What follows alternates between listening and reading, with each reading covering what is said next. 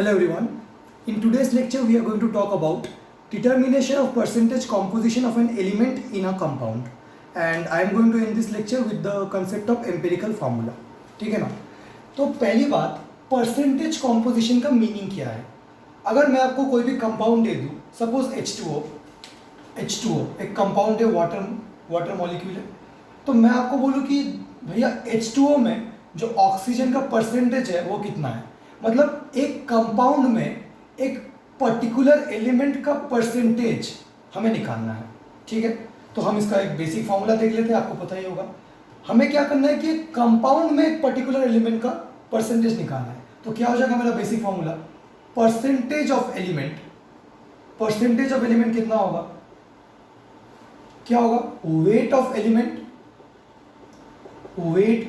या फिर mass of element बोल सकते हो आप, by weight of compound, wait of element by weight of compound, या फिर वेट ऑफ कंपाउंड को आप क्या बोल सकते हो, molecular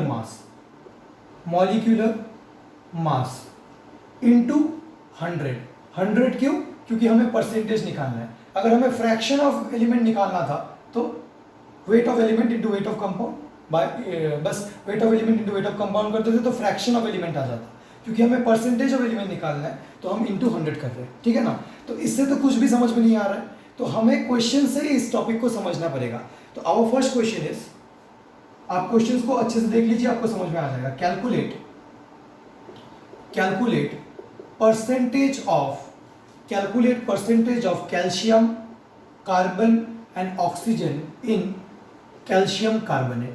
calculate percentage of calcium, carbon and oxygen in calcium carbonate. देखिए कैल्शियम कार्बोनेट अपने पास एक क्या है, दिस इज अ कंपाउंड.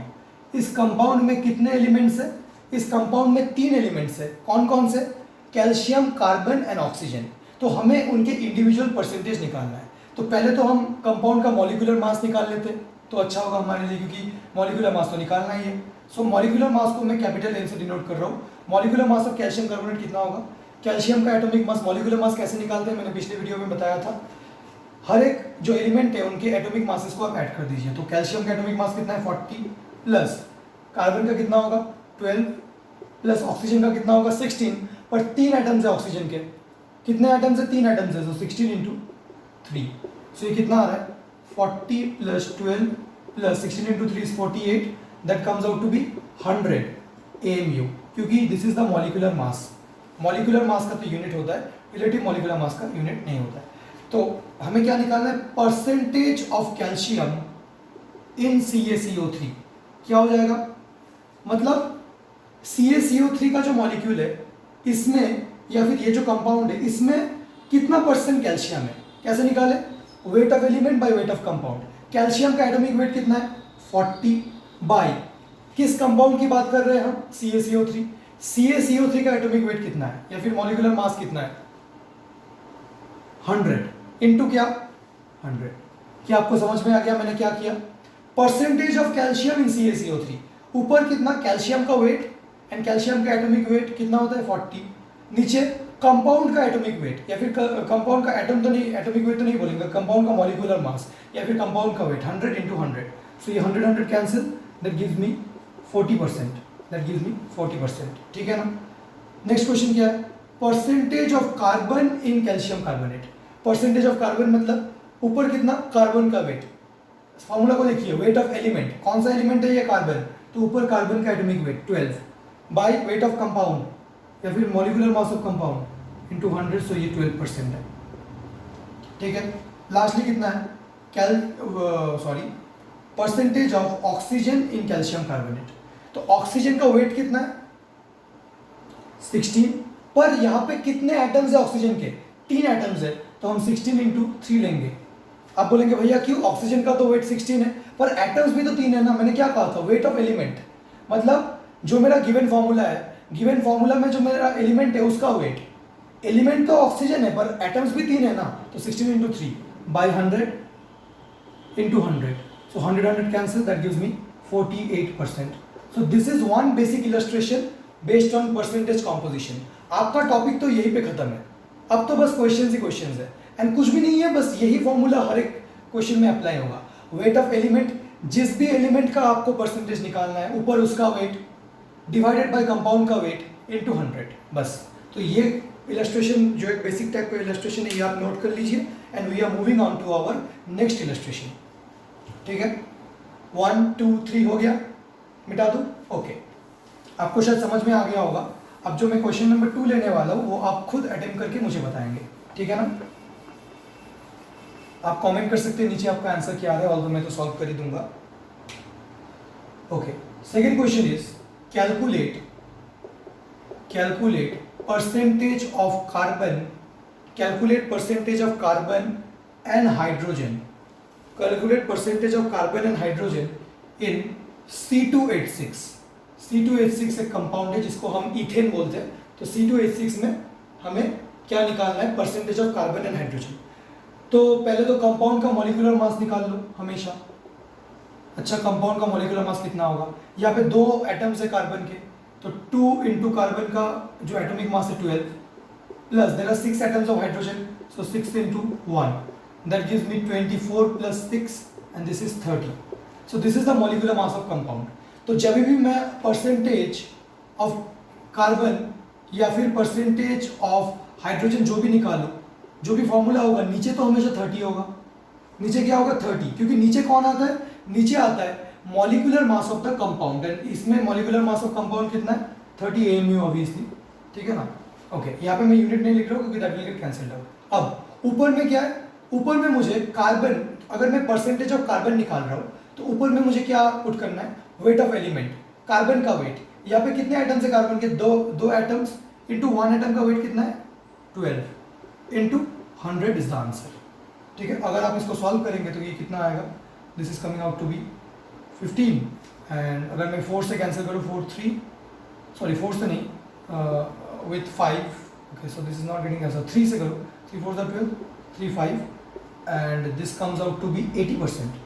तो एक जो C2H6 का मॉलिक्यूल है, C2H6 का मॉलिक्यूल में 80% तो कार्बन है, तो बाकी 20% क्या होगा? हाइड्रोजन, क्योंकि कार्बन और हाइड्रोजन ही है। पर ये भी आप फॉर्मूला से निकाल लो, चेक कर लो। अच्छा, ऊपर में हम किसका वेट पुट करेंगे? अच्छा, मैं इसको बेसिक से करता हूँ। परसेंटेज ऑफ हाइड्रोजन, ऊपर में किसका वेट? हाइड्रोजन का वेट। 6 एटम्स है हाइड्रोजन के, इंटू 1 एटम का एटॉमिक वेट कितना है? 1, by molecular mass of the compound, वो कितना है मेरे पास? 30। हमने ये निकाल लिया, 30, okay, into 100, so this comes out to be 20%। और देखिए दोनों को प्लस करेंगे तो 100% आ जाएगा। सो this is also a basic question. ये दो क्वेश्चन आपको ये कंसेप्ट समझा रहे हैं। अब थोड़ा थोड़ा अच्छे क्वेश्चन आने लगेंगे, पर अच्छा तो कुछ नहीं है, बस कैलकुलेशन गंदा होते रहेगा, ठीक है ना? So let us take our next example. बस अब तो कुछ नहीं है, नेक्स्ट एग्जाम्पल ले लेता हूँ। क्या बोला गया है? Calculate percentage of water of crystallisation, calculate percentage of water of crystallisation, calculate percentage of water of crystallisation in number 1 FeSO4.7H2O, number 2 global salt. अब ग्लोबल सॉल्ट क्या होता है भैया? ये तो कॉमन नेम है, आपको याद रखना है। ग्लोबल सॉल्ट का मतलब है Na2SO4 sodium sulphate decahydrate dot 10H2O, this is the global salt, Na2SO4.10H2O, ठीक है ना? यहाँ पे आपको Fe का एटॉमिक मास जो है that is given to you. Fe का एटॉमिक मास कितना होता है? Atomic mass of Fe is 56। 1 to 20 तो हमें याद ही रखना है, एंड Fe का मुझे गिवन है, सल्फर का 32 है। अच्छा, ये दो क्वेश्चन आप अटेम्प्ट कीजिए, इससे अपना लेक्चर खत्म हो जाएगा। बस मैं बता रहा हूँ, पहला क्वेश्चन जो है FeSO। अच्छा, वाटर क्रिस्टलाइजेशन क्या होता है? ये जो डॉट है ना, डॉट के जो राइट हैंड साइड में ये जो this is the water crystallisation. मतलब होता क्या है कि जब इसके क्रिस्टल बन रहे थे तो ये water molecules, 7 water molecules are loosely bounded to FeSO4, ठीक है ना, by some forces of attraction. ये Na2SO4 के साथ 10 molecules are loosely bounded. This is the water of crystallization. That means during the formation of crystal, some molecules of water get loosely bounded with the substance, and this is known as the water of crystallization. Anyways, मुझे तो क्या निकालना है? Percentage of water crystallisation. तो पहला question मैं कर रहा हूँ यहाँ पे, percentage of water of crystallisation कितना आ रहा है फॉर दिस कंपाउंड। तो ऊपर क्या वेट ऑफ एलिमेंट, तो यहाँ पे कितने वाटर ऑफ क्रिस्टलाइजेशन है 7 इंटू एक वाटर मॉलिक्यूल का मास कितना है 18, तो मैं डायरेक्ट कर रहा हूँ 7 इंटू 18 तो ऊपर आ जाएगा। भाई आप कैसे कर रहे हो ये? अच्छा इसको थोड़ा सा बेसिक से बता देता हूँ वरना आप बोलेंगे कि समझ में नहीं आया। पहले तो आप क्या कीजिए, पहले तो आप ये जो सब्सटेंस है इसी का मोलर मास या फिर मॉलिक्यूलर मास निकालिए। Fe का कितना होगा 56 प्लस सल्फर का कितना होगा 32 प्लस ऑक्सीजन का कितना होगा 16 पर 4 एटम्स है ऑक्सीजन के 4 इंटू 16 प्लस देखिए यहाँ पे क्या 7H2O, एक H2O मॉलिक्यूल का मास कितना होता है 2 प्लस 16 दैट इज 18।